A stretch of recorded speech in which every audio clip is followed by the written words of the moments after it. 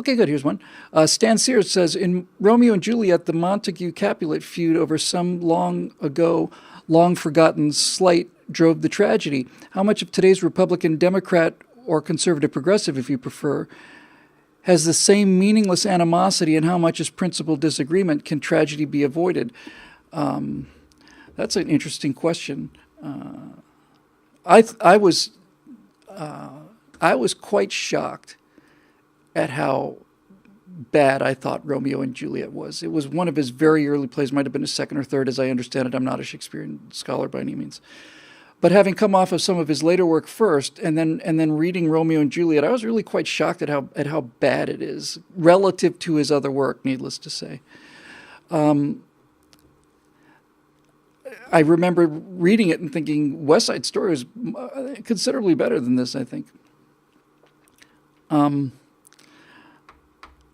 So the question is, are our present differences necessary, or are they simply just constantly waving the bloody shirt at each other and living in this cycle of vengeance and vendetta that depopulated Italy, for so much of its time? The difference between progressives and conservatives are not trivial, and they live with us every day. They're not historical disagreements in the way that many theological arguments are.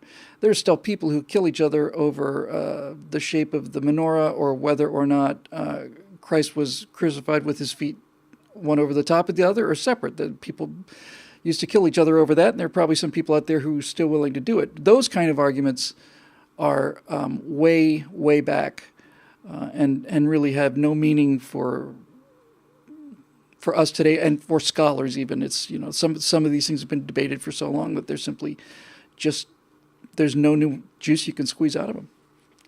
And our situation with the progressives is not that at all. But what's interesting about your question, Stan, is the remedy.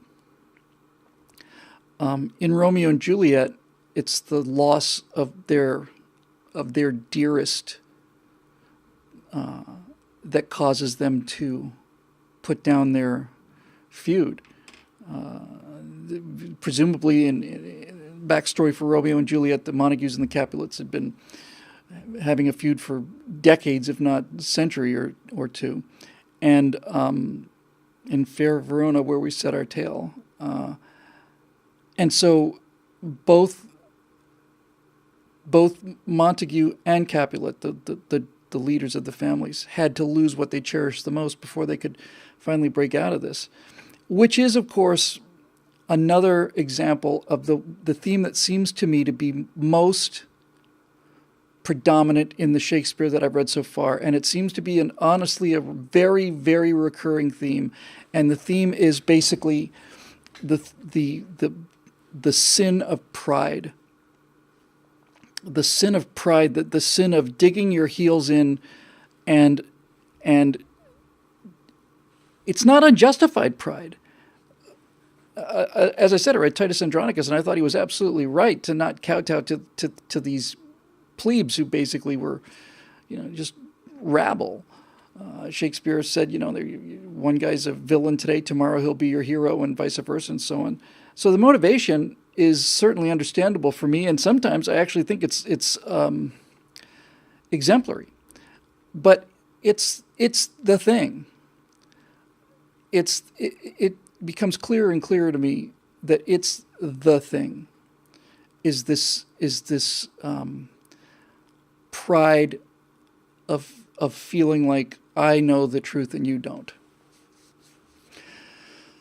So, will some enormous catastrophe cause us to reunite with the left? I can certainly imagine a world where that happens. I can imagine a world where a pandemic or something of that nature, alien invasion, makes all of these differences that we have, especially as Americans, relatively trivial.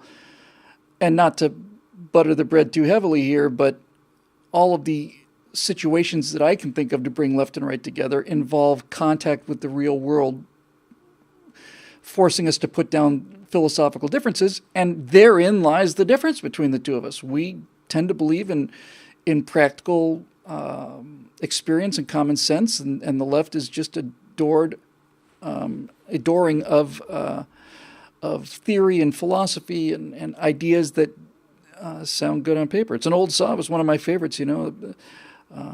Progressive would ask, yeah, sure, it works in practice, but does it work in theory?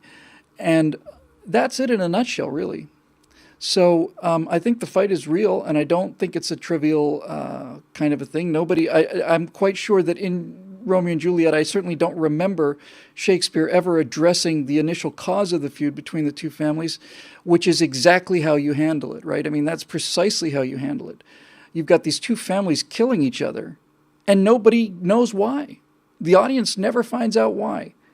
And the audience doesn't find out why because neither side knows why. It's just what they do. It's kind of like that Star Trek episode. By the way, I don't know how many Star Trek episodes were named out of fragments of Shakespeare, but I do know that Conscience of the King was, Dagger of the Mind, Gamesters of Triskelion, I'm pretty sure was not a Shakespearean phrase. But in any event,